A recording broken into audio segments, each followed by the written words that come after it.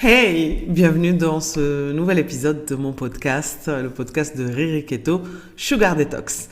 Avant toute chose, merci infiniment pour vos retours. J'ai adoré tourner podcast solidaire Ramadan sans sucre et du coup c'était pour moi très spontané de venir vraiment ouvrir un podcast. Et quand je vois les retours, je me dis que je suis sur la bonne voie. Je répète encore une fois, ce podcast, c'est pour toi, c'est pour vous, c'est pour moi, c'est pour nous les femmes qui voulons prendre soin de notre santé, prendre soin de nous-mêmes et venir comprendre et devenir autonome.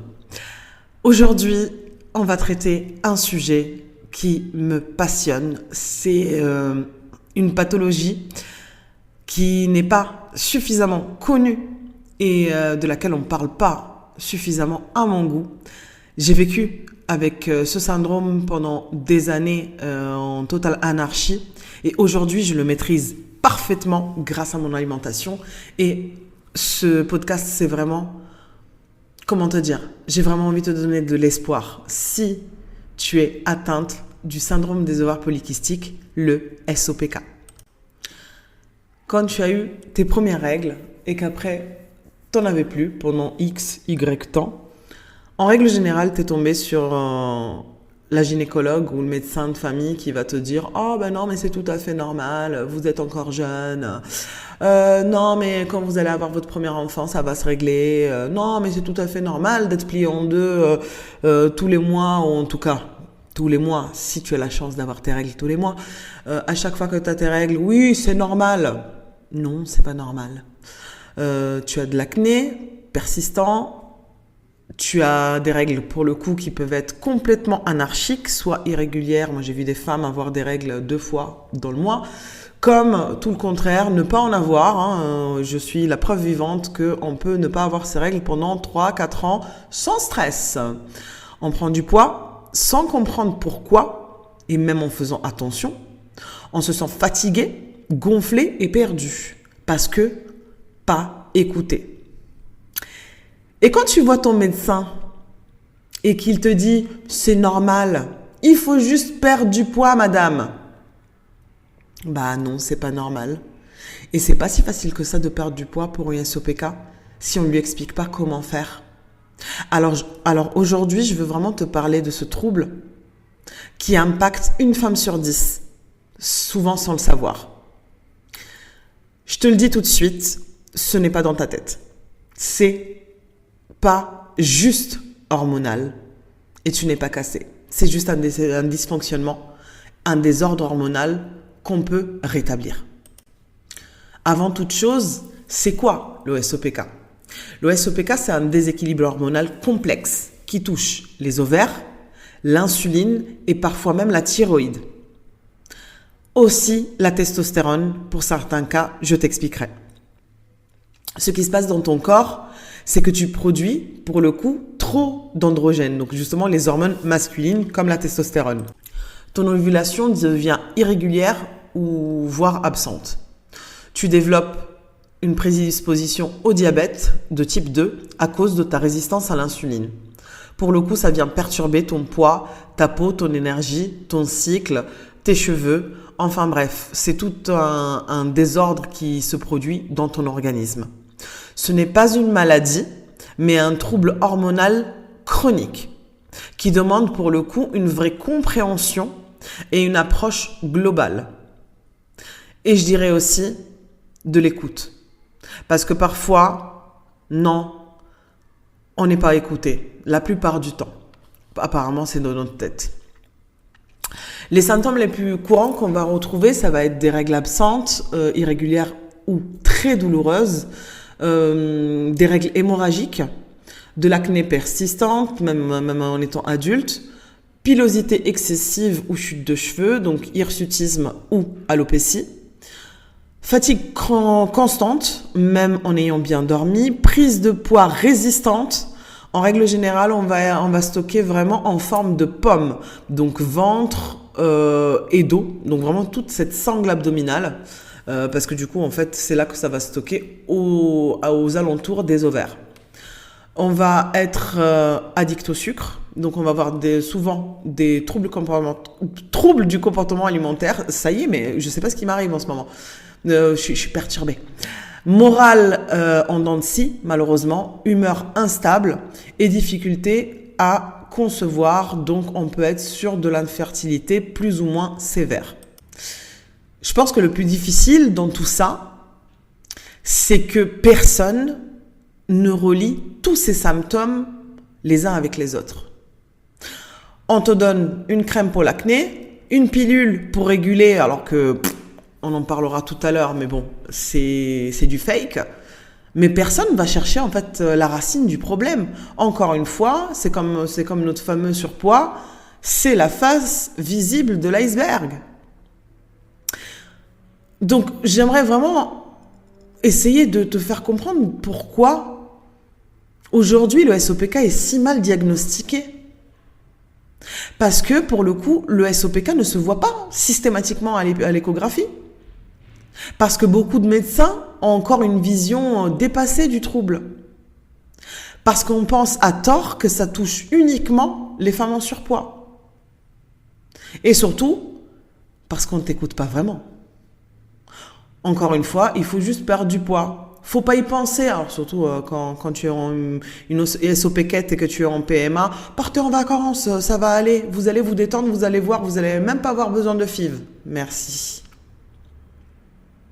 Mais pour perdre du poids, pour retrouver la fertilité avec un SOPK, sans réguler l'insuline, c'est comme essayer d'éteindre un feu avec de l'huile. Dans 80% des cas, le SOPK est lié à la résistance à l'insuline. Quand ton insuline est trop élevée, tes ovaires produisent trop d'androgènes, donc d'hormones mâles, testostérone en règle générale. Ton ovulation est perturbée, tu stockes du gras au niveau du ventre, ton énergie chute, l'inflammation augmente, c'est pour ça que je te parle de fortes douleurs au niveau du ventre, et tes hormones se détraquent. Donc, travailler sur l'insuline, c'est la base. Et c'est là, encore une fois, que le keto, encore une fois, un keto bien équilibré, bien mené, bien maîtrisé, est excellent pour les femmes. Et il devient une vraie solution naturelle. Si tu ne l'as pas encore écouté, n'hésite pas à retourner sur le podcast numéro 6 qui te parle de l'insuline pour comprendre l'insuline et l'impact sur le corps. Alors, ce qu'on peut faire concrètement, c'est déjà stabiliser la glycémie en réduisant son apport en sucre. Et quand je te parle de sucre, encore une fois, je te parle vraiment de glucides. J'emploie souvent le mot sucre parce que c'est ce qui vous impacte le plus, surtout pour une personne qui ne connaît pas en fait une alimentation réduite en glucides. Mais la question c'est toujours oui, mais moi je ne mange pas de bonbons, de sucreries, etc.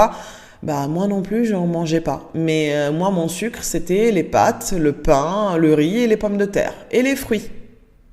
Donc effectivement, je peux te dire ma chérie qu'il faut aller réduire, voire évincer tout ça si tu veux t'en sortir. Parce que le SOPK, les femmes SOPK, 99% des femmes SOPK ont vraiment, mais vraiment une intolérance aux glucides. J'ai vu des femmes SOPK avoir des règles après leur ménopause et tomber enceinte pendant leur ménopause. Alors que pendant toute une vie, elles n'ont pas réussi à avoir des enfants. Parce qu'on a travaillé sur l'alimentation et on a eu un reboot hormonal. Deuxième chose pour stabiliser ta glycémie, augmente le bon gras. Tu as mangé light toute ta vie. Qui dit manger light, dit manger très sucré et très peu gras. Sauf que si tu as écouté mes autres podcasts, donc vraiment n'hésite pas à rattraper si tu ne l'as pas encore fait, sache que pour le coup, tu vas avoir besoin, même dans une alimentation entre guillemets classique, de 1 gramme de gras par kilo de poids de corps. Alors qu'on nous a toujours demandé de manger 3 cuillères à soupe sur la journée d'huile d'olive. Non. On va aller apaiser et essayer d'atténuer l'inflammation en réduisant tous les produits transformés et ultra transformés. On va aller bouger en douceur.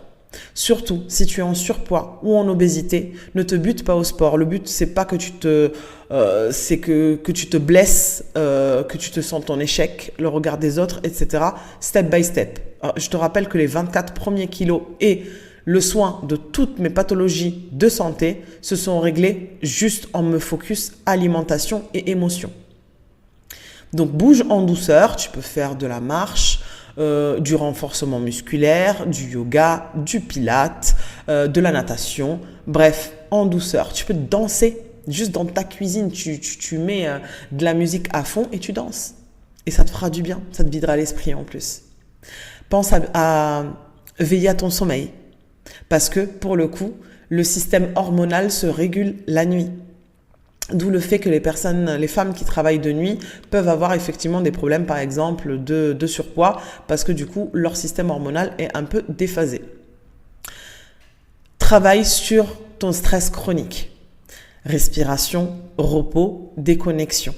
Prends vraiment des moments où tu souffles. Des moments de qualité entre toi et toi-même. N'aie pas peur d'avoir des moments de solitude. C'est très important. Et surtout, s'il te plaît, je te le demande encore, s'il te plaît, arrête de faire des régimes destructeurs. Ton corps n'a pas besoin d'être puni.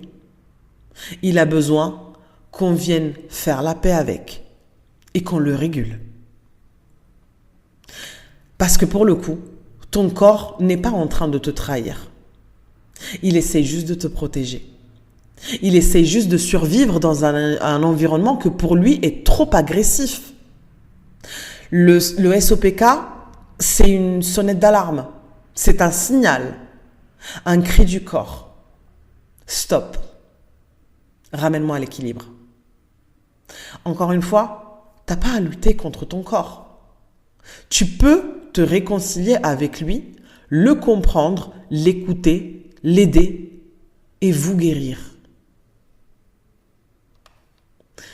Donc, pour moi, l'alimentation est essentielle. Ça, tu le sais. La réduction du sucre et des glucides, il n'y a pas photo. Mais c'est pas suffisant. L'approche globale, c'est la meilleure des choses pour atteindre ton bien-être. Travaille sur ton rapport au stress. Travaille sur ta relation à ton corps, à ta féminité, à ton amour propre, ton amour de toi. Sur ton cycle, même s'il est absent. Sur tes blessures émotionnelles, parfois liées au poids, à la honte, au rejet, à un événement traumatisant. Quand on m'a diagnostiqué mon SOPK, je n'avais que 12 ans. 12 ans. J'ai eu mes premières règles à 9 ans. Et à 12 ans, un jour, je me suis tordue de douleur. J'étais pliée en deux, j'étais par terre. Quand on est arrivé aux urgences, on nous a expliqué que j'avais un kyste aux ovaires, un kyste énorme de 8 cm de diamètre et un autre de 5 cm, les deux sur mon ovaire gauche, à l'intérieur plutôt. Et j'ai été opérée en urgence. Et j'ai eu le bonheur de rencontrer le gynéco, le professeur, qui m'a opérée. Et ce professionnel de la santé, ce professionnel de la femme, avec tout le tact et la délicatesse du monde, m'a regardé dans les yeux. Riab, petite fille de 12 ans, qui ne comprend pas ce qui se passe à son corps, il m'a regardé dans les yeux, il m'a dit, tu sais, tu n'auras jamais d'enfant. Voilà un traumatisme lié au SOPK. Et j'ai grandi avec cette histoire. J'ai grandi avec mon histoire, avec cette douleur. Et cette douleur m'a fait me forger une carapace énorme, indestructible, lourde. Donc tu vois, le SOPK, c'est pas juste un désordre hormonal. Il y a bien plus. On va avoir aussi une déconnexion avec soi-même. Mais c'est important de pouvoir le faire, te reconnecter. C'est possible. Là, je vais te parler d'un sujet, pour le coup, que j'ai appris à mes dépens. Je ne le savais pas. Ta santé mentale, elle est impactée.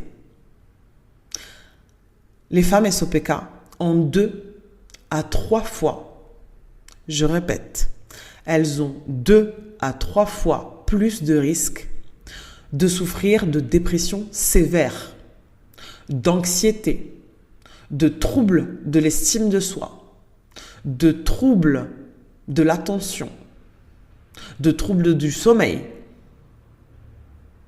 troubles du comportement alimentaire. Pour terminer avec des idées noires. Et tu vois, c'est pas dans ta tête, c'est hormonal, c'est inflammatoire, c'est neurologique. Et trop peu pris en compte. Tu vis un trouble invisible. On te demande d'avancer comme si de rien n'était. Mais moi, je te dis que tu as le droit d'être soutenue, comprise, écoutée et accompagnée. Et c'est ce que je fais au quotidien. L'un des réels sur Instagram qui a le plus marché sur mon compte, ça a été justement un réel où j'expliquais un petit peu, où en fait je commence en disant spontanément, ça fait 4 ans que j'ai mes règles. Je crois que j'ai dépassé les 160 000 vues. C'est incroyable. Dans ce réel, j'explique qu'en fait, tout simplement, ouais, ça fait 4 ans que j'ai mes règles réellement. Parce que pour le coup, en fait, je faisais 3-4 ans sans règles. Après, je tapais 3 mois de saignement constant, des choses comme ça. L'anarchie totale, de toute façon. Et depuis que j'ai commencé l'alimentation cétogène, tout a changé. Au bout de 4 jours de changement alimentaire et de réduction drastique du sucre et des glucides dans mon alimentation, j'ai eu un cycle naturel. Je ne sais pas si tu connais la PMA, les traitements de PMA, je te souhaite de ne pas passer par là et que tu ne sois pas passé par là. Mais si tu connais un petit peu, il y a un médicament qu'on appelle le Dufaston. Le Dufaston, c'est une petite plaquette en fait où il y a 10 comprimés et ça permet de déclencher un cycle. Des règles artificielles, bien entendu, comme la pilule. C'est pour ça que la pilule, c'est absolument pas la solution au SOPK. Pour rappel, avec une pilule microdosée, j'ai pris 40 kilos en 1 an. Et avec un implant hormonal, au bout de 2 mois d'implant, j'avais des envies de me jeter par quelque part. Ok, parce que je peux pas dire le mot parce que sinon je vais me faire ban mon podcast. Mais j'avais des envies voilà. Heureusement, je la remercierai jamais assez. J'espère qu'un jour elle écoutera ce podcast. J'ai une très très chère amie qui est sage-femme et qui me l'a enlevée en urgence parce que ça m'a bousillé. Donc pour revenir à notre pote le Dufaston. J'étais en PMA et je l'ai déjà découvert avant, parce que ma gynéco, elle me disait que de toute façon, mais non, mais il n'y a pas de raison, vous allez avoir des enfants, c'est dans votre tête, allez partir en vacances, n'y pensez pas. J'ai enchaîné 3 fausses couches, mais non, mais c'est rien, on va pas faire d'exploration. Mais pourquoi PMA? Mais vous êtes trop pressé. J'avais que ça. Trop grosse, trop pressée, trop jeune. Bah oui, voilà, c'est tout. Ça, c'était toujours les explications des gynécos. Et donc elle m'a donné pendant des années du Dufaston parce que voilà, et en fait quand j'ai compris qu'en fait c'était juste effectivement ça débloque les règles mais c'est des règles artificielles, là j'ai compris l'escroquerie du truc. Et moi j'avais un SOPK tellement sévère que pour le coup j'avais besoin de terminer toute la plaquette, attendre facilement 1 semaine à 2 semaines et après j'avais mes règles qui arrivaient. Et j'avais mes copines SOPK en PMA qui au bout de 3-4 pilules de cette plaquette, elles avaient leurs règles et moi j'étais toujours j'attendais. C'est pour te dire tellement mon SOPK était sévère. Alors, en termes de... Ce qu'il faut comprendre, parce qu'on appelle ça syndrome des ovaires polykystiques, ce ne sont pas des kystes que tu vas avoir en fait au niveau de tes ovaires. Il faut savoir qu'un cycle hormonal féminin classique, tu vas avoir du coup 28 jours. Tu as tes règles à J1 et à J14, tu as ton ovulation. J28, si tu n'as pas, si l'ovule n'a pas été fécondé, tu as tes règles, ainsi de suite. Donc entre J1 et J14, il y a un follicule qui commence à grossir gentiment, gentiment, gentiment. C'est celui qui va sortir du coup l'œuf. Quand on a un SOPK, ce qui se passe, c'est qu'on va avoir une agglomération de ces follicules dans les ovaires.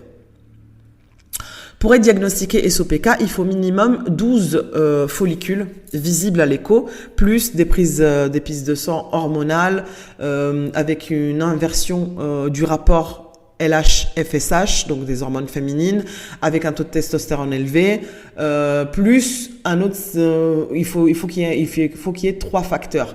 Plus ça peut être justement obésité, résistance à l'insuline, prédiabète, hirsutisme, enfin voilà, il faut 3 facteurs pour diagnostiquer un SOPK. Et pour le coup, ce qui se passe, c'est que comme nous, on a beaucoup de follicules, il n'y en a aucun qui arrive à mûrir parce qu'il n'y a pas d'espace. Comme j'ai pu te le dire, une femme SOPK est diagnostiquée avec 12 follicules, c'est-à-dire qu'elle peut en avoir 6 et 6. Et quand on a un SO, donc plus on a de follicules, plus notre stade, on va dire, il est sévère. Moi, j'étais vraiment au stade de SOPK sévère. Dis-toi que j'avais 35 follicules à droite et 45 à gauche. Mes ovaires avaient 4 fois la taille des ovaires normaux. Donc imagine physiquement avoir ça. Donc imagine quand tu as une ovulation en tant qu'SOPK. Tu souffres le martyre. C'est pas dans ta tête, c'est physique. Parce que pour le coup, cet ovule qui est dominant va grossir, grossir, grossir. Mais déjà, il n'y a pas de place. Ils sont tous entassés. C'est une catastrophe.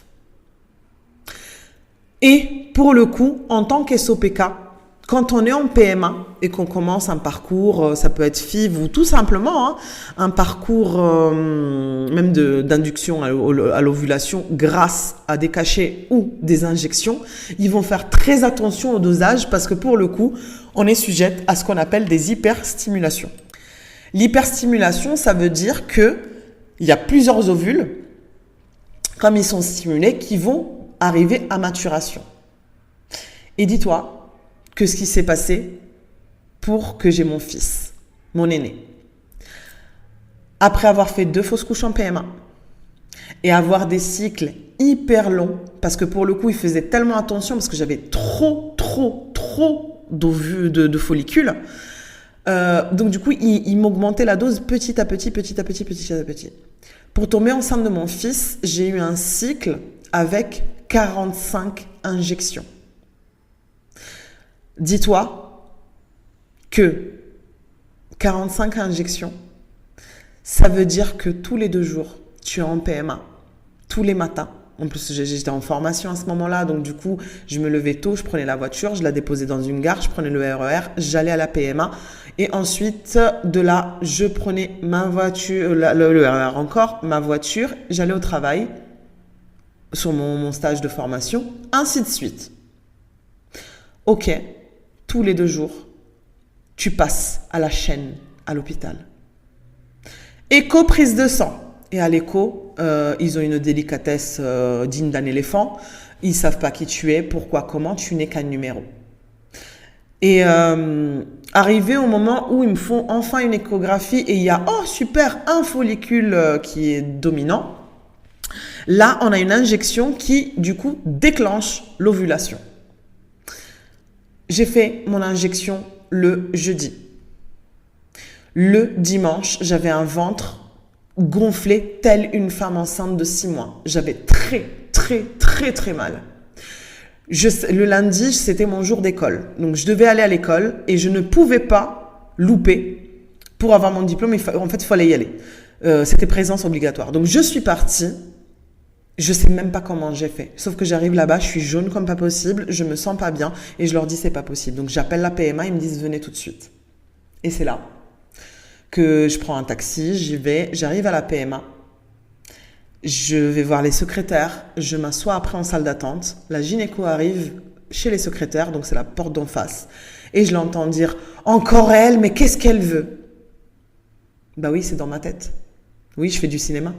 Oui, je casse la tête. Et je lui dis « J'ai mal. » Non, mais c'est bon. Je dis « Madame, j'ai mal. » Et là, elle me fait une échographie. Elle a à peine, donc vous imaginez bien, endovaginal, le bonheur. Elle a à peine, elle met la sonde, qu'elle me dit « Effectivement, vous avez fait une hyperstimulation. » J'avais 5 follicules dominants qui avaient éclaté. Donc du coup, j'avais 5 kystes de grossesse. Donc là, je suis convoquée en urgence par mon gynéco-référent. Heureusement que lui, il était là. Qui m'explique que... Donc il me prépare psychologiquement. Dès que, enfin, ça a été 2 semaines plus tard, quand j'ai eu ma prise de sang, que j'ai su que j'étais enceinte. Il me prépare psychologiquement à une réduction embryonnaire. Il me dit, je peux pas vous en laisser 5 dans votre ventre, ça sera 2. Ok. Et au final, arrive le moment de faire l'échographie pour voir du coup les poches, etc. Et il y en a un seul. Et là, je l'oublierai jamais. Il m'a dit, madame, je sais pas si vous croyez quelque chose, je sais pas si vous avez une bonne étoile, peu importe, mais remerciez le ciel parce que vous aviez une qualité ovarienne pourrie. Il me dit, ça tient du miracle que sur 5, il y en ait un seul qui ait survécu. Et du coup, ce 5e, ou premier, je sais pas, bah, il a 8 ans maintenant. Mais je sais pas si tu te rends compte, cette souffrance. Et quand je repense à toutes ces années de PMA, de pilules, d'injections, de fausses couches, de souffrance, de tout ça, et que je vois qu'aujourd'hui, en changeant mon alimentation, j'ai mes règles tous les mois, j'ai la rage. Parce qu'il n'y a pas un médecin qui a été capable de me dire « Arrête le sucre ». Il n'y en a pas un. C'était toujours « Oh, maigrissez, madame, faut perdre du poids, madame. » Et bien sûr, regardez votre poids. C'est tout à fait normal que ça ne marche pas. Vous êtes en obésité. Comment on peut être aussi violent face à une femme qui est en souffrance? Encore une fois, parce que c'est une pathologie qui est absolument pas connue. Et banalisée. Alors que c'est la première pathologie qui provoque l'infertilité chez la femme en France. Alors parlons-en. Alors aide-moi à propager ces informations.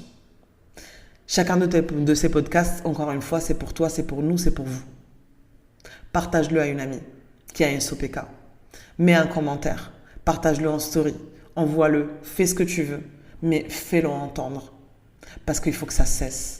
On ne peut pas continuer à passer notre vie à souffrir par manque d'écoute des personnes qui sont en face de nous et qui sont censées nous aider et pas nous enfoncer. C'est un épisode que je fais avec beaucoup d'émotion. Donc, n'hésite pas à me dire ce que tu en as pensé. Je pense que tu l'as vu, je ne coupe pas au montage. Moi, j'aime bien, surtout le format podcast, pour moi, il faut que ce soit vraiment moi. C'est naturel, avec mes bugs, avec mes rires, avec mes n'importe quoi. Parce que c'est notre moment d'intimité. Et encore une fois, comme sur les réseaux, tu le sais très bien, pour les personnes qui me rencontrent, que ce soit lors de mes voyages, lors des événements que j'organise ou autres, je reste qui je suis. Je suis authentique et encore plus en format podcast. Alors, je te dis à la semaine prochaine pour un nouvel épisode de Sugar Detox, le podcast de Rire et Keto. Prends soin de toi.